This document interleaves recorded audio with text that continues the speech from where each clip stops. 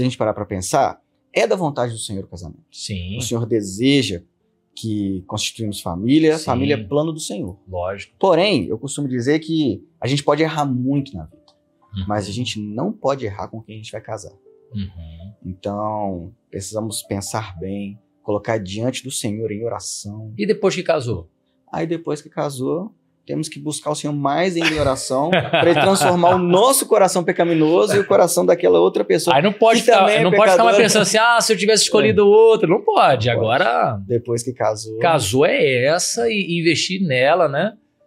A palavrinha aí que usa muito, né, pastor? Incompatibilidade de gênero. É, É complicado isso, né, cara? É muito complicado. na verdade, a gente sempre vai ter isso. Sim. Porque homens e mulheres são muito diferentes.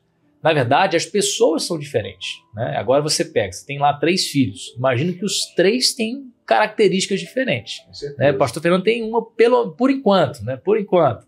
Por Mas enquanto, em nome de Jesus. quando vem outros filhos, a gente vê que a personalidade é diferente. Agora, você imagina, homem e mulher, diferente, vieram de casas diferentes, temperamentos diferentes. É muito frequente a gente perceber, inclusive com Mateus, Rael e Janine, eles falaram sobre isso, foi a questão da linguagem de amor, né? Sim. Ela falou que o lance dela tem a ver com tempo de qualidade, não, é toque físico e presentes.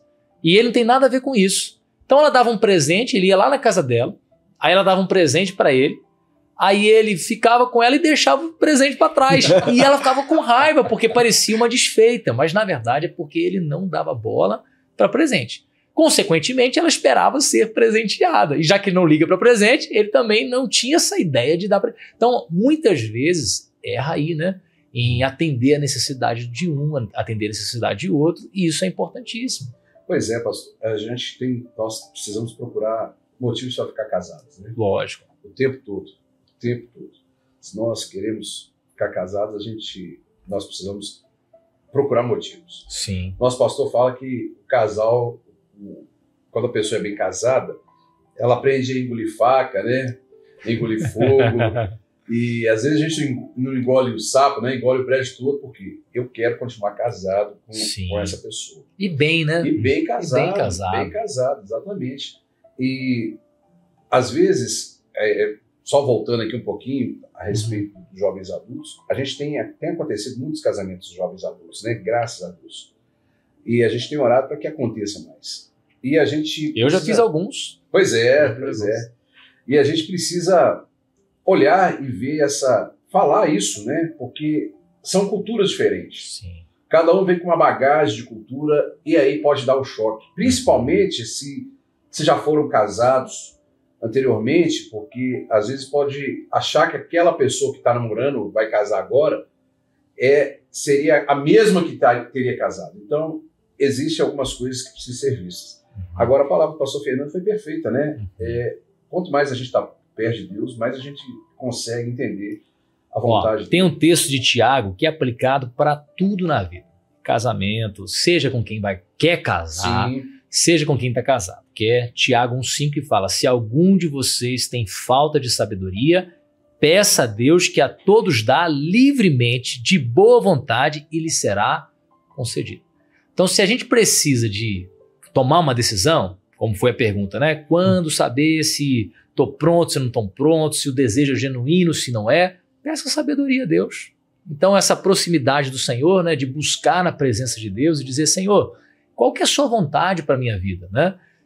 Existe, lógico, a legitimidade de se casar. 1 Coríntios também vai falar sobre isso, capítulo 7, verso 9, que é aquela questão: se você está abrasado, é melhor do que case. Então, o casamento também atende uma necessidade que Deus colocou na gente, que é a necessidade da sexualidade.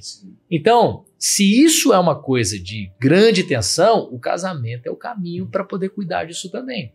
Só que algumas coisas que tem que se pensar antes de casar. E eu separei um versículo, que é Provérbios 24, 27, que diz assim: termine primeiro o seu trabalho a céu aberto, deixe pronta a sua lavoura, depois constitua família. É que essa versão é uma versão diferente.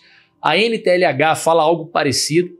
Outras versões parece ficar um pouco mais anuviado, mas a ideia é: cuida da sua lavoura, cuida do seu campo, até que você possa construir o seu lar, a sua casa. E alguns textos, então, vou colocar aqui a família, que é um princípio básico.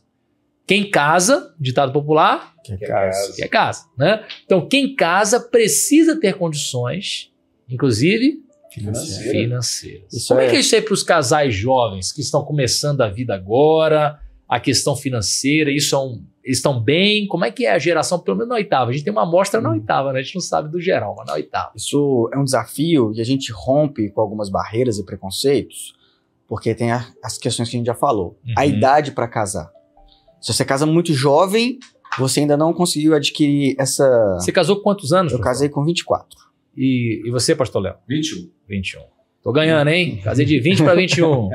Mas a gente casa muito jovem, a gente ainda não teve esse tempo de construir um patrimônio, uma vida financeira mais bem estabelecida. Aí você apresenta futuro, né? Se você casa mais... Promessa, né? Se você casa mais velho, muito mais velho, você já construiu, mas tem aquelas tensões do o que cada um vai contribuir no casamento. Sim. Olhando para os casais jovens, olhando para o nosso ministério aqui, a turma que casa mais ou menos na faixa que eu casei, entre 20 e 25 anos, está naquele período em que acabou de formar na universidade, está no início da sua carreira profissional, naquela ascensão, ainda não tem o salário alto de um cargo pleno, de um cargo de maior responsabilidade, mas estão construindo essa vida financeira. Então, e vem os desafios. Trabalham juntos, os dois aí botando a mão na massa. Geralmente é assim, né?